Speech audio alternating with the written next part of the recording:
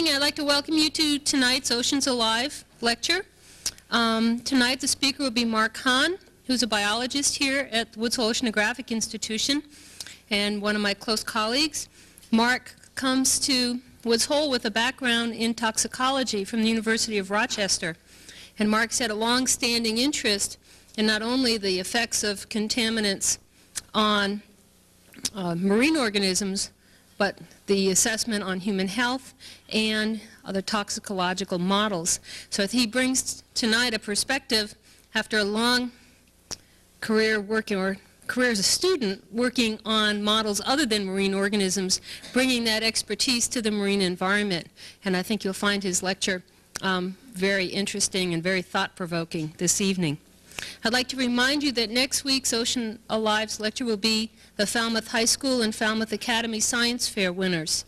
And this is always a very enjoyable event to see the high school students within the area, their first successes as budding scientists. And so we'll have 4 speakers, 2 from Falmouth High School and 2 from Falmouth Academy next Tuesday night. So without further ado, I'd like to mention that tonight's lecture is co-sponsored by Huey's Coastal Research Center, and they're responsible for the excellent cookies this evening that are from Pie in the Sky. So they have a little more money than we do for the lecture series. So thank you, Bruce Tripp, on behalf of Sea Grant's co-participation with Coastal Research Center for tonight's lecture. So without further ado, I'd like to introduce Mark. And the title of his talk this evening is Biomarkers and Bioassays, Assessing the Risks of Environmental Pollutants. Mark?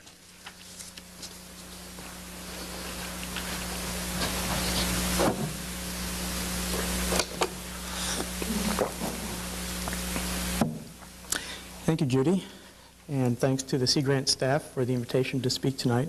It's a pleasure to be here. I'd like to talk a little bit tonight about some of the research that's going on in our labs here at the Oceanographic. And I'd like to talk about that research in the context of a problem that you're all familiar with, and that is the problem of environmental contamination by chemicals.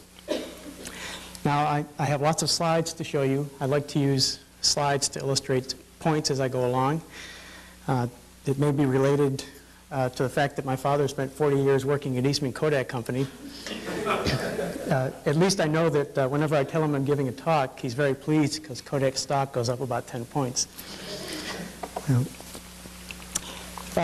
Humans have been releasing chemicals into the environment for thousands of years. In fact, ever since the advent of fire. However, in the 20th century, there's been a radical change in our ability to create novel compounds and to produce large amounts of these synthetic chemicals for use in manufacturing of consumer products, for use in agriculture, in the pharmaceutical industry, and a variety of other industries. Now, the idea that some of these chemicals, when released into the environment, could cause harmful effects in wildlife and humans was popularized by Rachel Carson in her 1962 book, Silent Spring, which I'm sure you've all heard of. This book is acknowledged by many as the beginning of the modern environmental movement. And while it was criticized at the time by some and has been criticized since, it really was the beginning of a new awareness that the chemicals that we were releasing into the environment could have an impact on human health and on the health of the ecosystem.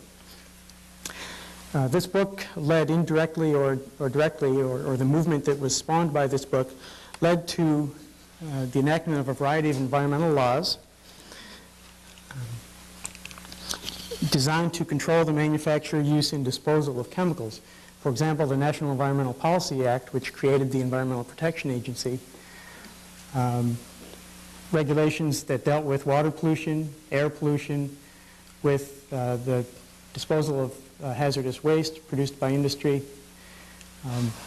just in general, the use of toxic substances, and the Superfund law, which dealt with the cleanup of existing hazardous waste sites. Now, Silent Spring focused mainly on pesticides, but pesticides are only one example of the many types of chemical pollutants that can be present in the environment. And tonight I'm going to be focusing mainly on the marine environment. And this is a table showing some of the major marine pollutants. These compounds include polycyclic aromatic hydrocarbons, or PAHs, which are products of incomplete combustion, petroleum hydrocarbons, and you're all familiar with some of the well-publicized events such as tanker spills, the Exxon Valdez, et cetera. And if any of you have heard John Farrington talk, you realize that it's not these major spills that are the main source of petroleum hydrocarbons into the environment, but rather the continuous drip-drip runoff type of inputs that occur every day. Halogenated hydrocarbons are also major marine pollutants. Organochlorine pesticides, such as DDT, which Rachel Carson dealt with in her book. And two groups of compounds that I'd like to focus on this evening, polychlorinated biphenyls, or PCBs, and polychlorinated dioxins. Now, the PCBs were actually manufactured for use as commercial products, mainly in the electrical industry. On the other hand, the dioxins were not manufactured for use as products, but rather were formed as byproducts, unwanted byproducts, during the synthesis of other chlorinated compounds. And there are a variety of metals that are also of concern as marine pollutants, and I won't be dealing with these tonight. And of course, nutrients is a major concern as well.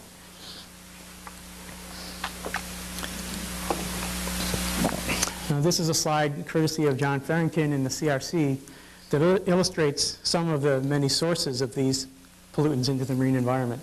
These sources include industrial sources, municipal waste discharge, runoff from agriculture, which is carried into the ocean via rivers,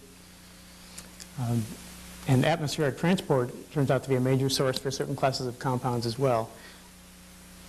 Now, once these compounds reach the marine environment, they become of concern to us when they are taken up by marine organisms. And for the most part, the compounds that are of most concern are the ones that have a high fat solubility and so find their way into marine animals and stay there. Now, 33 years after Silent Spring, chemical pollution of the environment continues to be a major concern, resulting in a number of well-publicized events. In the terrestrial environment, there are events such as the Love Canal problem in the 70s and the buyout of Times Beach, Missouri, which occurred in the 80s, which is where this slide came from. In the past few years, though, there's been increasing attention paid to the marine environment and the issue of marine pollution. This is reflected in some of the popular press, such as Time Magazine and Newsweek, which both did major stories on this issue a few months apart in 1988. Exposure of humans to PCBs and other compounds through the consumption of contaminated fish is known to occur, and this is not only a problem for industrialized areas, but also occurs in more remote areas, such as northern Quebec, where the Eskimos are exposed to high levels of PCBs. There are also studies that suggest that there are real effects occurring as a result of exposure of humans to these compounds. Contamination in the marine environment results in the closure of fisheries. For example, closure of New Bedford Harbor to fishing, which is where this sign is from, courtesy of Judy.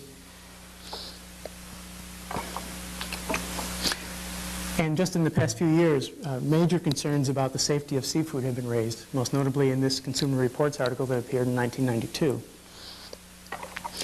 However, not all of the press on these compounds has been so serious.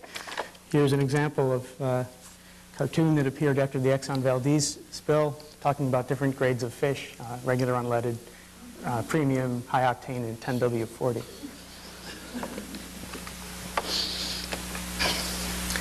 So this evening I'd like to talk a little bit about this question of the risks of chemical pollutants.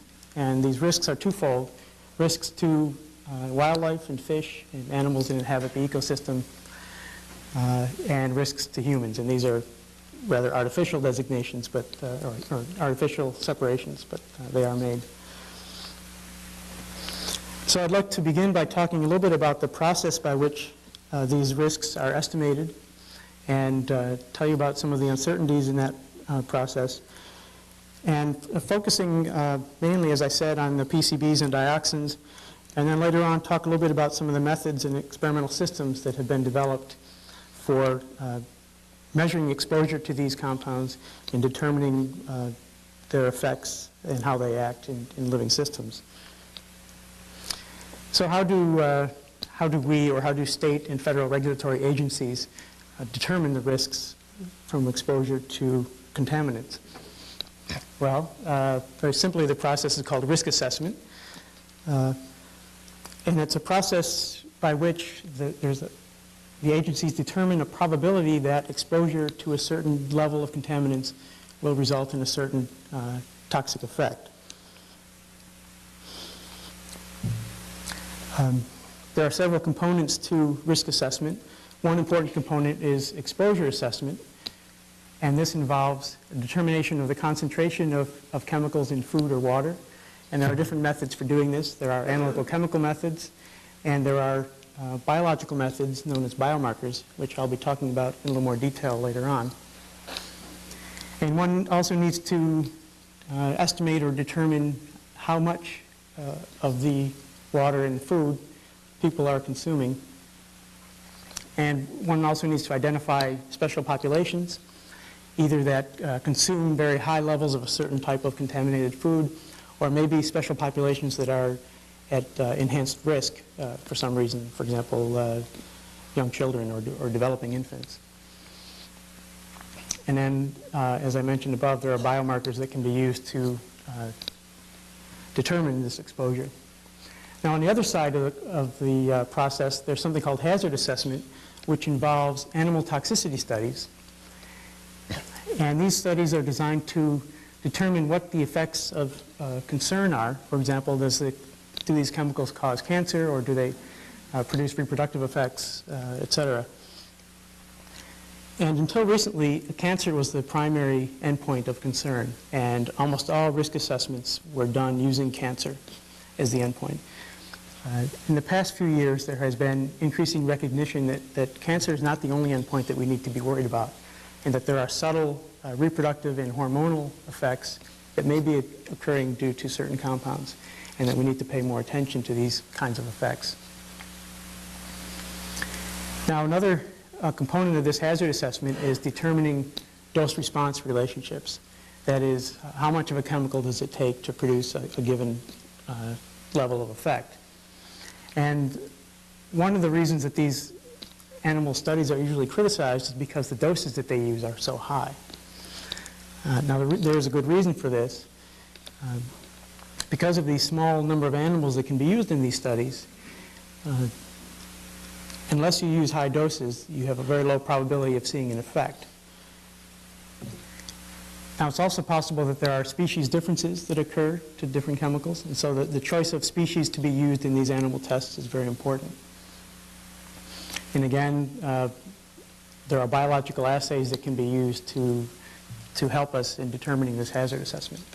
Now, once you know something about how animals respond at high doses of a chemical, you need to sort of translate that into human terms by a process called extrapolation. And there are two components to extrapolation. One is to go from the high doses used in the animal studies to the low doses that are involved in human exposures. And this is really the component of risk assessment where there is the greatest uncertainty.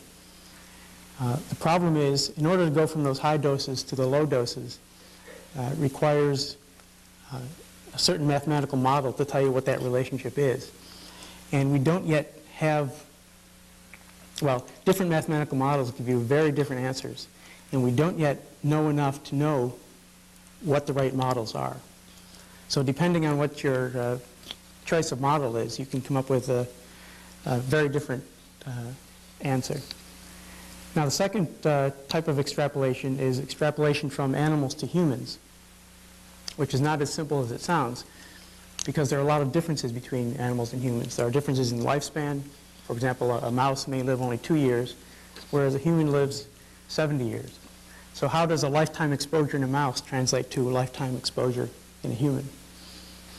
There are differences in size, obviously.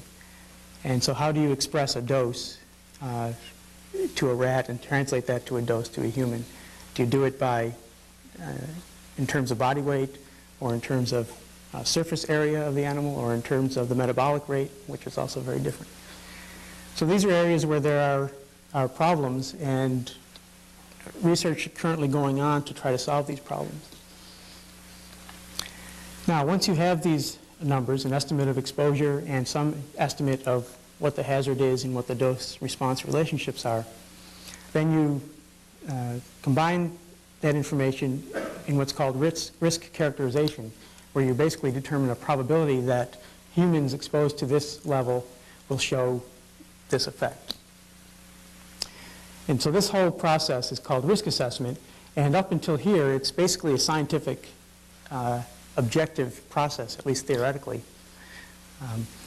What happens after risk assessment is something called risk management, which is not a scientific process, and which takes into consideration other factors, such as economic factors and social factors, in making a decision about whether to regulate a particular chemical, or whether to clean up or remediate a particular site, and how to allocate resources that are not unlimited, but rather finite.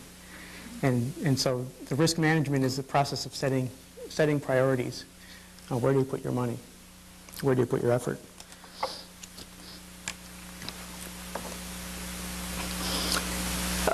So I've tried to point out some of the assumptions and uncertainties, especially in this extrapolation.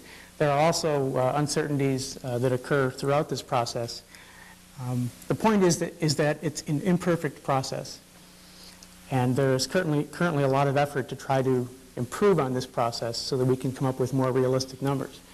Now, having said that, this process is used even in its imperfect state, and I just want to show you an example of some of the data that might come out of this kind of process. This is a risk assessment for a variety of different contaminants that came out of a National Academy of Sciences study completed a couple years ago, and it shows the lifetime cancer risk per million people from consuming seafood that's contaminated with each of these different compounds. So what these numbers represent is the number of cancers that you might predict would occur when 1 million people were exposed for their entire lifetime to seafood containing each of these chemicals. And there's something else I need to point out, and that is that this number is an upper confidence limit, which means when you do a risk assessment and you come up with a number for an estimate of the risk, there is uncertainty around that number. There's a plus or minus associated with it. And currently, the federal agencies, they take the high number, the plus number, the upper confidence limit, and they use that in their evaluations. What that means is that the actual risk is probably much less than these numbers here. But nevertheless, this kind of exercise can then be used to compare different chemicals and give you an idea of which ones may be of most concern. And obviously here, in this limited evaluation, PCBs come out at the top of the list.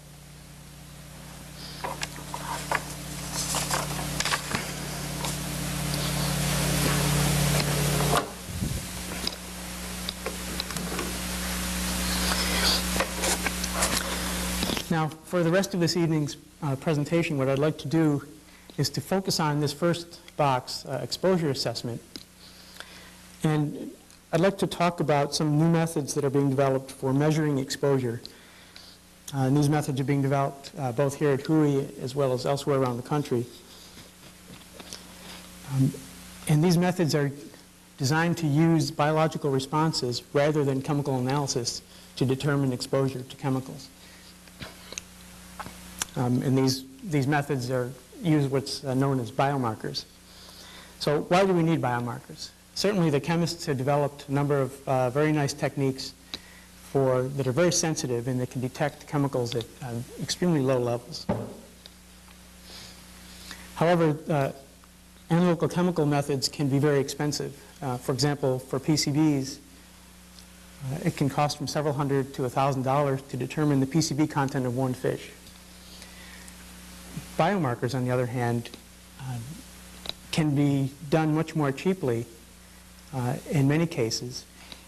And in addition, the analytical chemistry tells you nothing about whether the chemicals are having an effect on on the animal that's exposed to them, whereas the biomarkers give you some information that the chemical is actually having an effect on that animal. So what are biomarkers? And here are some definitions of biomarkers from the literature. They are biochemical, physiological, or histological, that is tissue-based indicators of either exposure to or effects of xenobiotic chemicals. And xenobiotic literally means foreign to life, so it's foreign chemicals.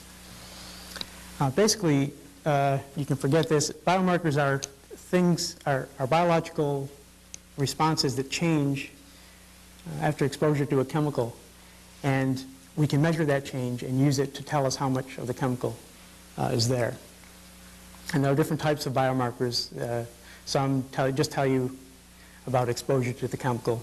Some give you more information and tell you about effects that are occurring.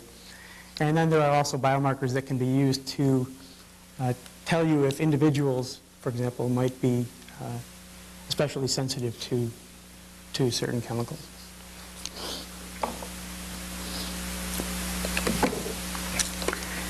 Now, biomarkers, the development of biomarkers has been the result of a great deal of basic research on mechanisms by which chemicals interact with humans and other organisms.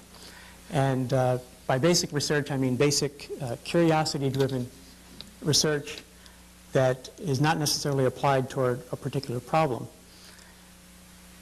And the reason I bring this point up is that there's a movement now at the federal government level to fund or to shift an emphasis from basic research to what they call strategic research or directed research aimed at particular problems.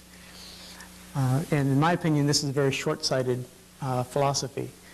Basic research provides the foundation of knowledge upon which applied research is based. And without the basic research, the applied research won't happen. So that's my sermon for tonight. Back to biomarkers, there are a number of criteria that define how good a biomarker is. Biomarkers are dose-related, that is, the magnitude of the response is proportional to the amount of the chemical that's there, and this is the fundamental principle of toxicology. Biomarkers are most useful when they're very sensitive, and especially when the biomarkers occur at doses of chemical that are below the doses that cause the effects that we're interested in or that we're concerned about. Biomarkers have a certain chemical specificity. They may respond only to a single chemical, or they might respond to a whole class or several different classes of chemicals. So this is one characteristic of each different biomarker. They have a certain biological specificity, which might be narrow. For example, only a certain organism will respond in this way, or it might be broad. That is, this biomarker occurs in a variety of organisms.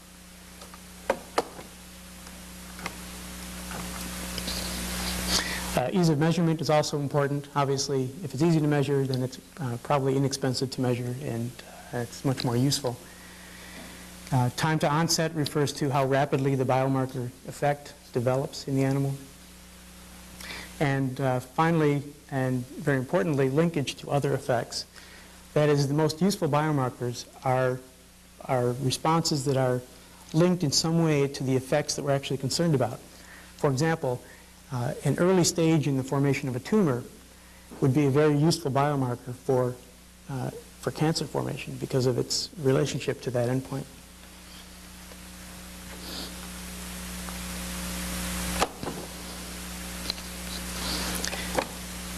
Now, I'd just like to give you some examples of some biomarkers that are used and different types of biomarkers.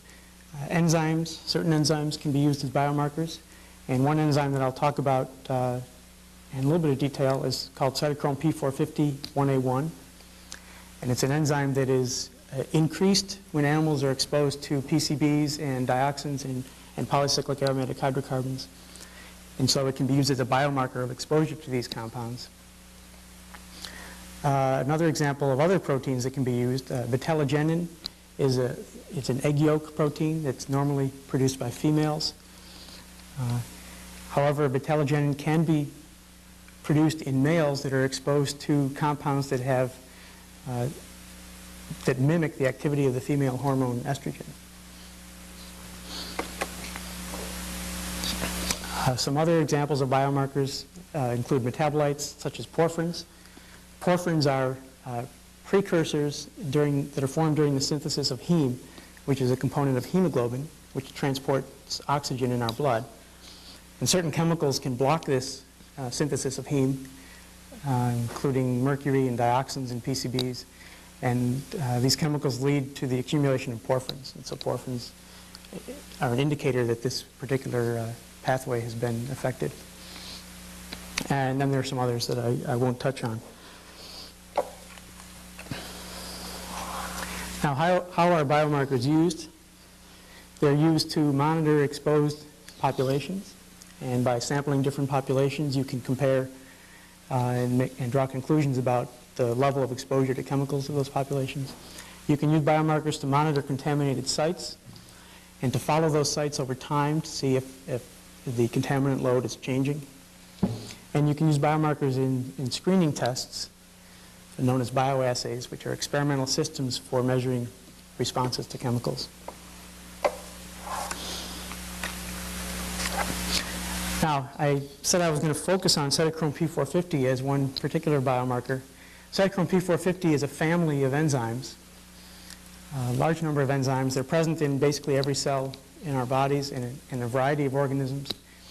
And what they do is that they break down pollutant chemicals that we're exposed to. They also work on some endogenous chemicals like hormones. But the main property of some of these P450s that makes them useful as biomarkers is that they are inducible. That is, they can be increased by exposure to certain chemicals. And this is a really fascinating group of enzymes, and I just wanted to give you a flavor for what they do by showing you some of the compounds that they break down. And some of these are drugs and things that you're very familiar with. And the reason that when you take an aspirin or any kind of drug, the reason why you have to take it again 4 hours later is because your body breaks it down. And P450s are the enzymes in your body that break down these drugs. And the list is endless. I've just picked a few here: ethanol, caffeine, Tylenol, etc.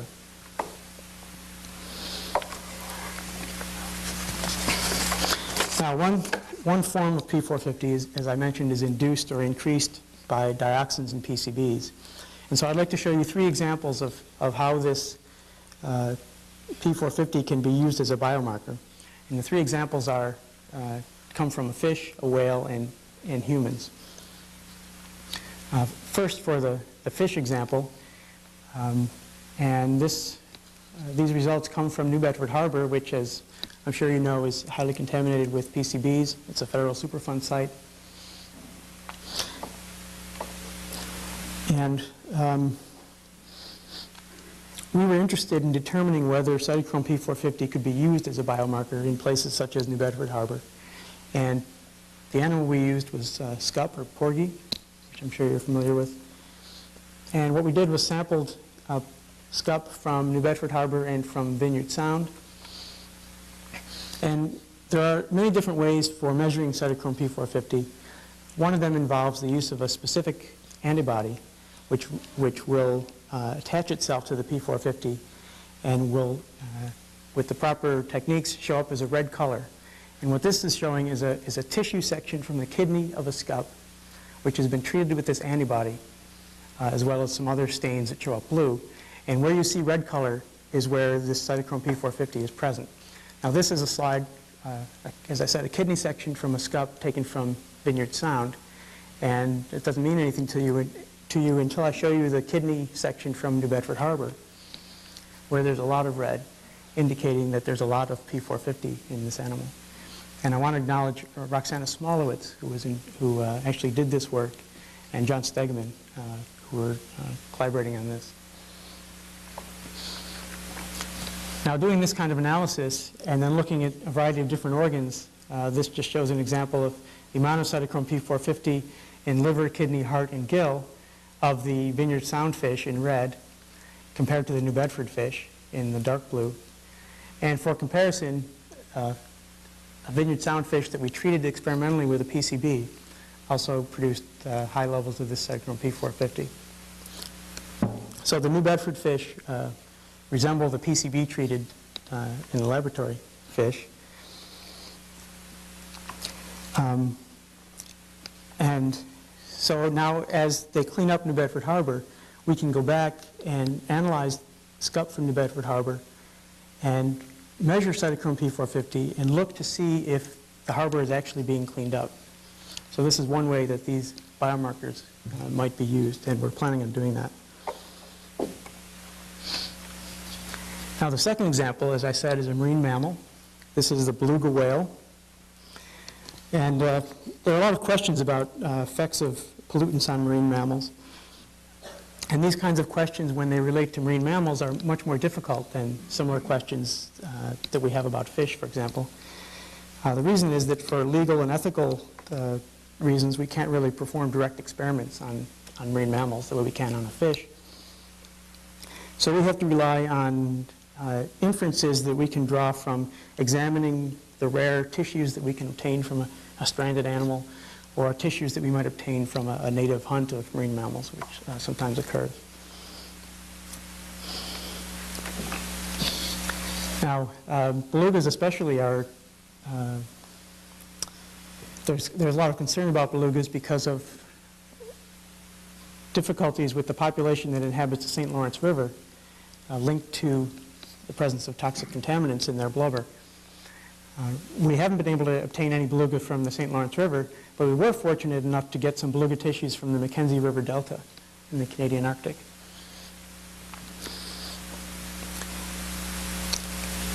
So what we did was we measured cytochrome P450 in these samples of liver, beluga liver, and we also measured the amount of PCBs in the blubber of these same animals.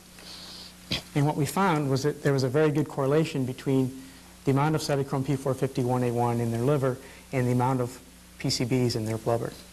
So this type of data suggests that cytochrome P450 can be used as a biomarker in cetaceans or whales also, in addition to fish and other types of animals. Now the third example just sort of brings it closer to home and shows you some data from humans where cytochrome P450 was measured in lung biopsies of smokers and non-smokers. As I mentioned, P450 is induced by polycyclic aromatic hydrocarbons, which are produced, which are found in cigarette smoke. And what these investigators found, this was not done here, was that current smokers had much higher levels of cytochrome P450-1A1 in their lung biopsies than did non-smokers, or former smokers who had been who had quit smoking more than 12 weeks prior, and former smokers who had quit smoking between 1 and 12 weeks before the sample was taken had sort of a variable response. Here's another example from humans, in this case from human placentas that were sampled, and cytochrome P450-1A1 was measured in, again, non-smoking versus smoking, or non-smoking versus smoking people, and also in a group of people from China who were either not exposed or exposed to PCBs in an accident that occurred there. And again, cytochrome P450-1A1 was increased in the PCBs exposed and also in the smokers. So this again suggests that this kind of a biomarker approach can also be used in humans to get a handle on whether humans have been exposed to these compounds.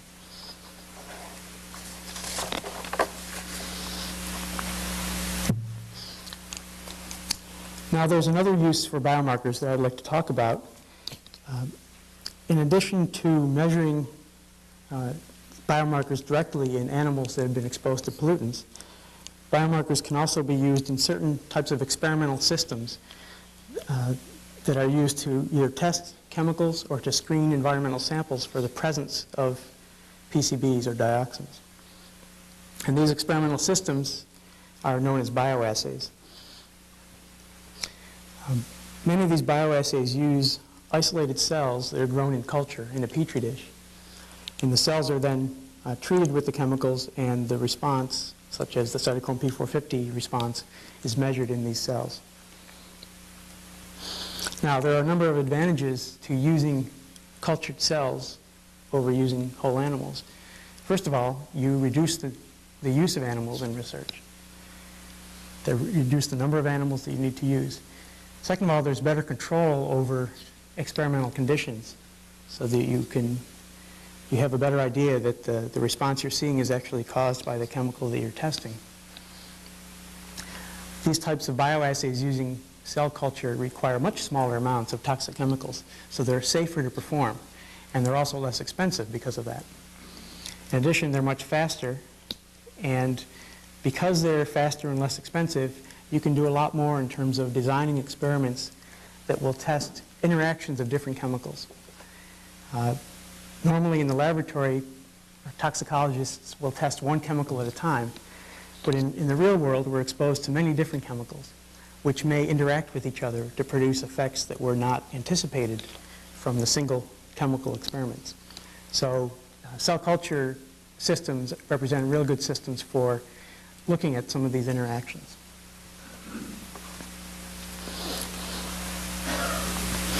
Now, we've been developing a bioassay system that uses fish liver cells grown in culture. And this is a picture of some of these fish liver cells taken under a microscope. Now, when we expose these cells to PCBs, we are able to detect an increase in cytochrome P450. And this is similar to the methods used in this slide are similar to methods I described earlier, where you have an antibody that will detect the cytochrome P450. And these pictures show cells that have been exposed to either nothing or to increasing amounts of a model PCB compound.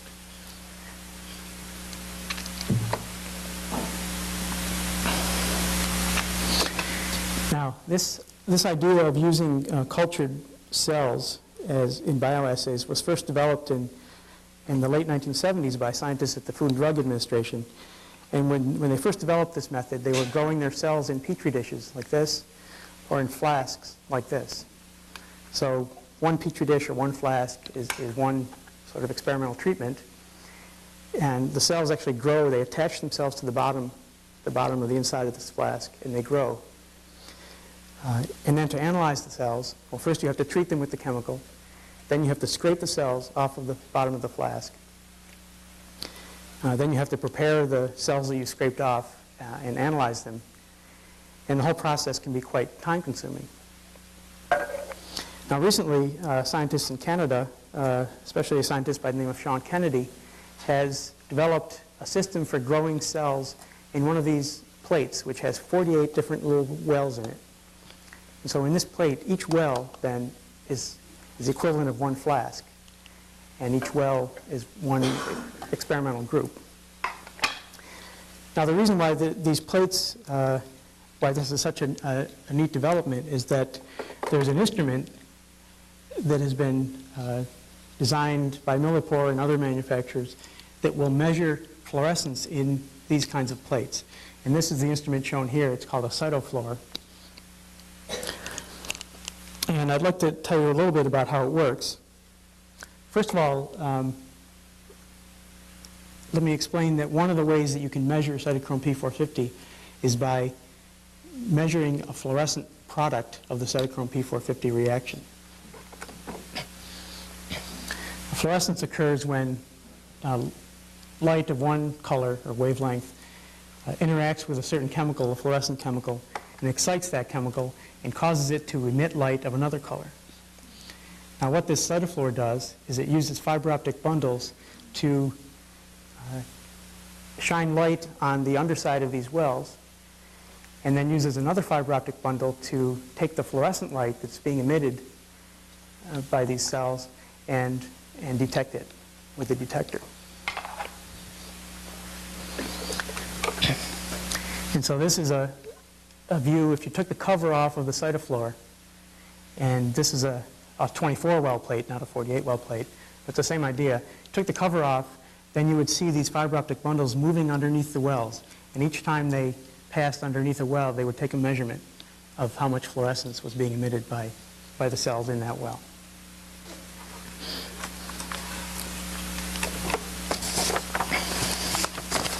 So as I mentioned, the overall effect of this innovation is to take an experiment that once would have taken 48 fish, or 48 flasks and several weeks to perform, and it allows you to do it in one 48 well plate in several hours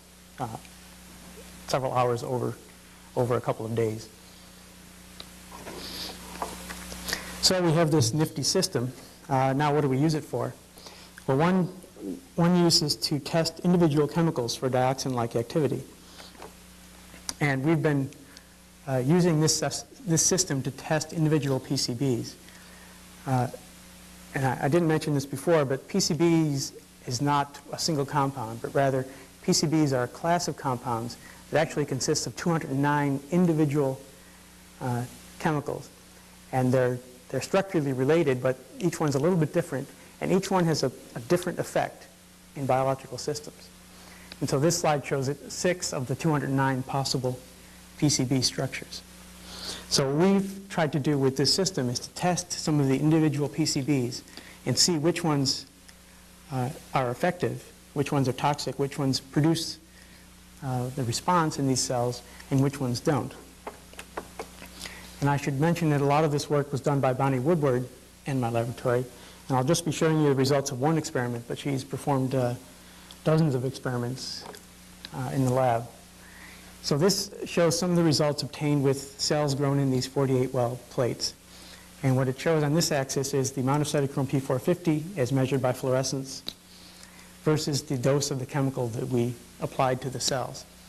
And so each of these lines then represents the result of one plate. And what I've shown here is dioxin, which is the most active compound, the most potent compound at producing these effects, and compared it with several individual PCBs, one in green and blue and pink here, that produce the same type of effect, but require much higher doses to produce the same level of effect. So they're less potent than dioxin, and they also differ between them in potency. Now you'll also notice that some PCBs, for example this one, are totally inactive in this system. And the important point is that the ability to cause induction of P450-1A1 in this system by different PCBs is correlated with their toxicity. So that this test serves as a predictive test of whether PCBs will be toxic or not in this system.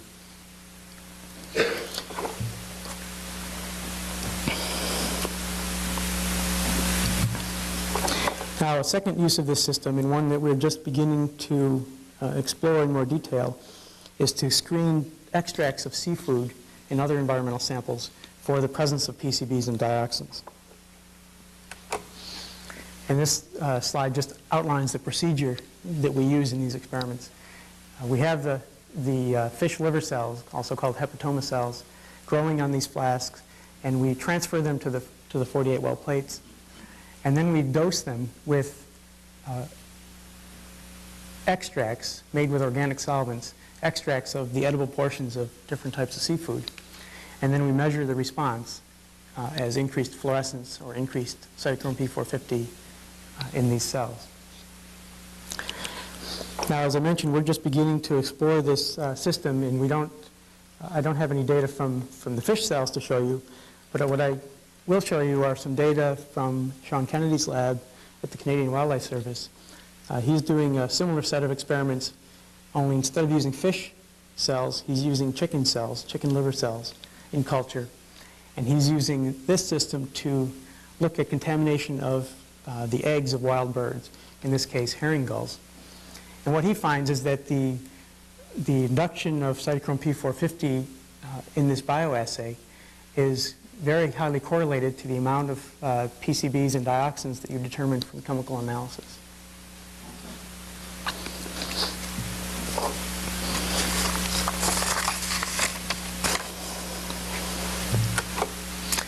So just returning to where we started out, the issue of seafood safety, which continues to be a concern, particularly with regard to bacterial and chemical contamination of seafood.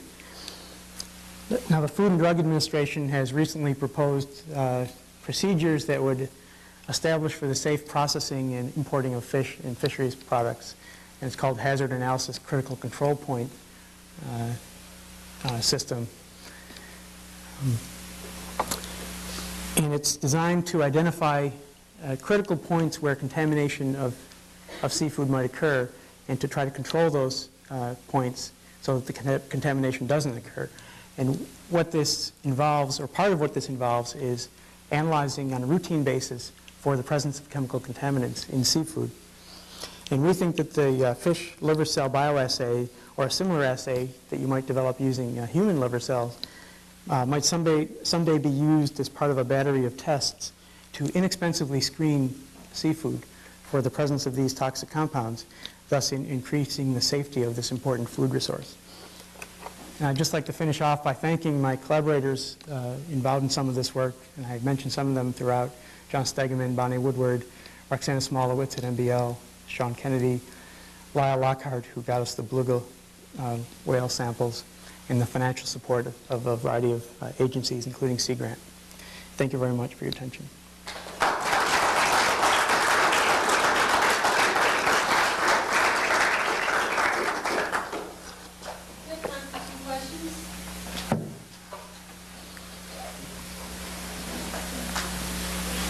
Mike, you touched on it at the end, sort of admitting that perhaps even though basic research could be, in a way, fit the bill for applied research, that someday there may be products or test kits that could be developed from these. How far down the road do you think that might be? First, I want to clarify my comments about basic and applied research. This is applied research, and applied research is very necessary. But I wanted you all to realize that basic research provides a foundation for the applied research, and there's nothing wrong with applied research. In fact, in cases like this, it can be very useful. How long until something like this is in place? I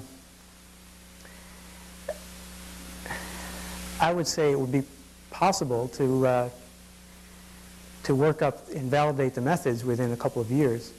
How long it takes for regulatory agencies to adopt those methods is another story and sort of beyond my ability to predict. What kinds of testing are they doing as far as the outflow from Boston, the sewer outflow pipe? Are they doing testing up there as benchmark, so to speak? Yes, they are doing some sampling of animals in various regions of Quincy Bay and Boston Harbor and Cape Cod Bay. Not similar to these. The kinds of I'm not up on all that's going on there, but I know that some of the testing that's going on involves sampling bottom fish, for example, and trying to provide a baseline for the health of those animals so that when the outfall pipe is in place, if there are changes, we'll have something to compare them to. As far as I know, there isn't this type of analysis going on there, but one of the main concerns from Boston Harbor and the sewage effluent is the nutrient input rather than the chemical contamination. But they do have baseline chemical contamination for those resources, but they wouldn't be using the biomarker approaches as much as the analytical chemistry to look at a base level of PCBs or other contaminants. In Boston Harbor, they are also using another one of those, not a biomarker, but you had histology listed there, and all of those fish are being histologically examined. Right. Right. And Michael Moore, who's in the department here, is involved in some of those analyses, especially with flounder and also with some shellfish, I believe. And I think Dale's involved in some of that too. Yeah. Do you have a chance of making any money out of this? I hope not. I didn't go into science to make money, and if someone else wants to take it and make money with it, that will be fine. This is a personal view, I have a problem with scientists making a lot of money off of research that was funded by the federal government. I think it's difficult not to let dollar signs corrupt the science that you do, and I'd like to keep myself free from that temptation. Maybe other people can do it, but I would just assume not. That's a personal view. It seems like we could get more for our dollar if we didn't. getting stuff out there. Well, one possibility is if there is money to be made from a system like this, to turn that money back into research and learning more about it. And I'm not opposed to that, and I think, in fact, that will be a wonderful use for it. Gee, the fact that we're getting so much jet fresh fish, frozen salads and things like that from China and so forth, what implications does this have for safety of fish and shellfish that we're going to be seeing a lot more? Well, certainly the FDA proposal, which may now be law, I'm not sure, dealt not only with domestically produced seafood, but also imported seafood. And that would include some kind of a testing procedure for testing imported seafood. Are they doing anything of that sort yet? Currently, there's very little in the way of testing of seafood for contaminants, as well as for other things, including bacterial contamination. And that's the purpose of this law. I mean, it's been a sort of a glaring gap in our food safety regulations for a long time, that seafood, that there's really no systematic testing of seafood. So hopefully that's happening now. Would biomarkers be an appropriate way to track the progress of the contaminant in Massachusetts? It might, and actually there's some work that's being done along those lines by John Stegman here. They're sampling freshwater fish in some of the ponds that are on the Cape. And I can't actually tell you what they found so far, but this biomarker that I described is for a certain class of compounds. The compounds that are of concern in the plume from Otis may include some of these, but probably also include other types of compounds. So you would need to incorporate other types of biomarkers in order to be able to cover all your bases when you're looking at those. In the back? Yeah, just using a hepatoma in culture, right? Mm-hmm. How do you know the culture you're using is exactly what you want? What if your culture comes from a fish X, or an animal that happens to be sensitive to this chemical base, or what if it's not as sensitive as it should be? How do you average it out? Do you use various cultures? That's a really good question. What we try to do is to compare the results. I mean, we've done a lot of research on these cells that I haven't talked about, comparing the response of these cells to animals, to fish, whole fish, and also comparing the response to other types of cells from other types of fish. And in fact, these cells appear to be very good models for what we're trying to do. They respond in a very similar fashion to whole fish and to cells from other types of fish. So, ideally, this culture would be the baseline for any, if they're going to mass-produce kits for field analysis and that sort of thing, this would be the culture to use that. I mean, you almost have to go more than Right. Yeah, you're right. As far as standardizing a test, you'd want everyone to be using the same type of system. If you're interested in using fish cells for this bioassay, I think the cells we're using are probably the best cells to use. If you're worried about human health effects, though, you might not want to use fish cells. You might want to use human liver cells. And one thing I didn't talk about is that these are hepatoma cells. Hepatoma means liver tumor cells. The reason we use liver tumor cells is because they're immortal, basically. They will live forever. In fact, these cells have been growing in culture for 8 or 10 years. If you just take a liver and isolate the cells from that liver, they live for 7 days, maybe 2 weeks tops. So there's a real advantage to using these tumor cells. And there are human liver tumor cell lines that are available, and they could be used for this kind of an assay. Use this for toxic bioplastic?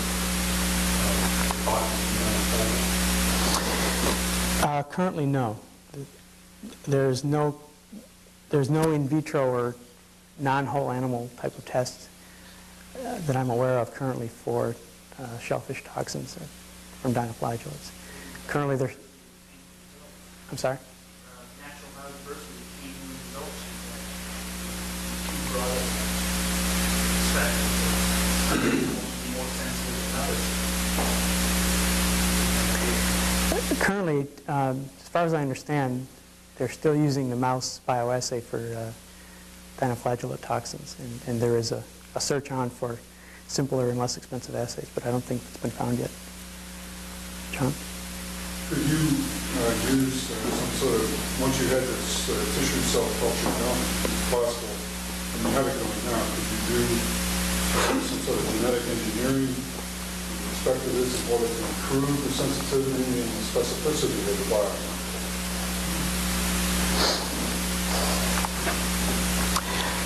Certainly, there are ways that you could try to improve the sensitivity of it using recombinant DNA techniques and genetic engineering.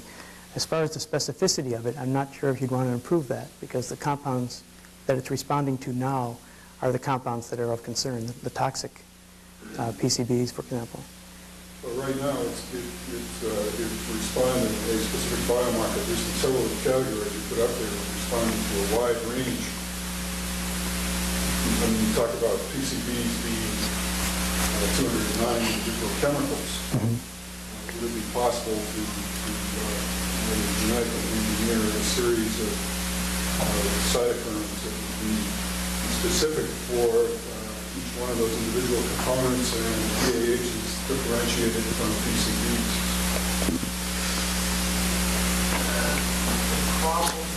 PCBs? Potentially, but not yet. I mean, this whole process occurs, the whole process of P450 induction begins with the interaction of the chemical with a protein receptor inside the cell. And so if you played with the specificity of that receptor, you might be able to get it to recognize different types of PCBs, or differentiate PCBs from PAHs. Theoretically it's possible. It's not close to being there yet. No. Does EPA recognize these tests in any kind of their tiered screening for whether or not other tests and more specific tests are required? Do they recognize it as a viable option, or do they still insist on the more traditional approach? Currently,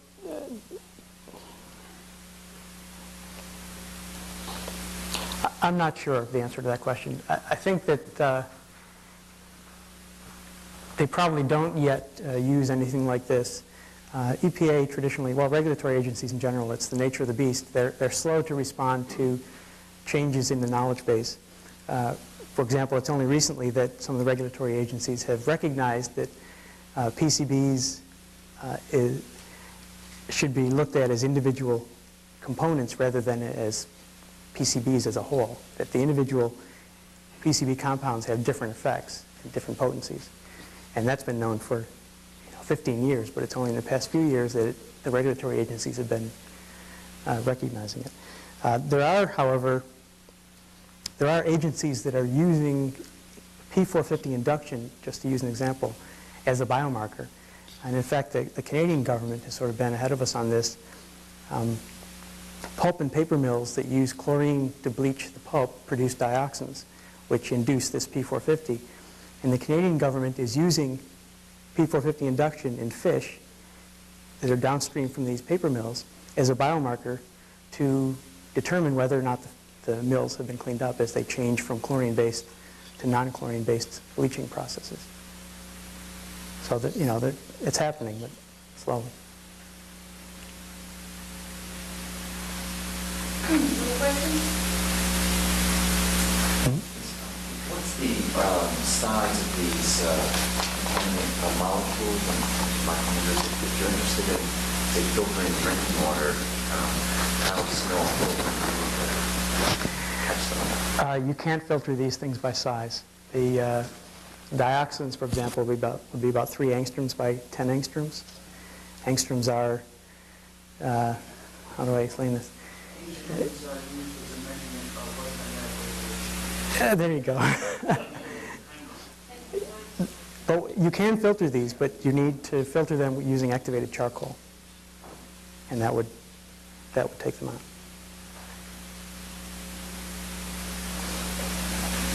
Well, thanks, Mark. There's plenty of refreshments left, I think.